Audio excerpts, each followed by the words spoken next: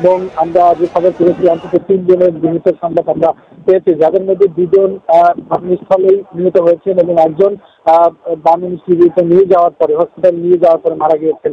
এবং যারা আসলে এখন পর্যন্ত আহত হসপিটালে ভর্তি হয়েছেন তাদের অধিকাংশেরই শরীরের 70 থেকে 80% পর্যন্ত পুড়ে গেছে এবং প্রত্যেকেই আশঙ্কা, যারা অধিকাংশ জায়গায় যাদের পুড়ে গিয়েছে শরীরের, তারা কিন্তু এখনো ভয়ঙ্কর আশঙ্কার মধ্যে রয়েছেন। ডাক্তার কিছুদিন আগে আসলে ব্রিফ করছিলেন, তিনি বিস্তারিত জানাচ্ছিলেন যে এই ঘটনা এবং যারা আসলে এখন পর্যন্ত আহত হসপিটালে ভর্তি হয়েছেন তাদের অধিকাংশেরই শরীরের 70 থেকে 80% পর্যন্ত পুড়ে গেছে এবং প্রত্যেকেই আশঙ্কা, যারা অধিকাংশ জায়গায় যাদের পুড়ে গিয়েছে শরীরের, তারা কিন্তু এখনো ভয়ঙ্কর আশঙ্কার মধ্যে রয়েছেন। ডাক্তার কিছুক্ষণ আগে আসলে ব্রিফ করছিলেন, তিনি বিস্তারিত জানাচ্ছিলেন যে এই ঘটনায় যারা আহত হয়েছেন তাদের শরীরের বেশ কিছু অংশ পুড়ে গিয়েছে, অত্যন্ত ঝুঁকির মধ্যে রয়েছেন বেশ কিছু আহতরা।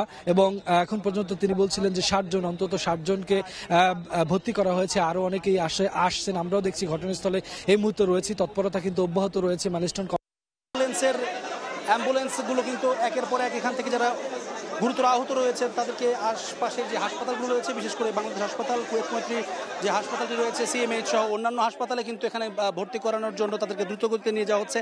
এছাড়াও যে হেলিকপ্টার যোগে কিন্তু আমরা প্রায় 2 থেকে 3 বার দেখেছি যে হেলিকপ্টারে করে যাদের অবস্থা বেশি আশঙ্কাজনক তাদেরকে দ্রুত স্থানান্তরের জন্য কিন্তু সেখানে নেওয়া হচ্ছে। এবং ভেতরে আসলে ঠিক কী চিত্র রয়েছে বা কতজন হতাহত হয়েছেন সেই সংখ্যাটি কিন্তু এখনো পর্যন্ত আমরা জানতে পারিনি। ইতোমধ্যেই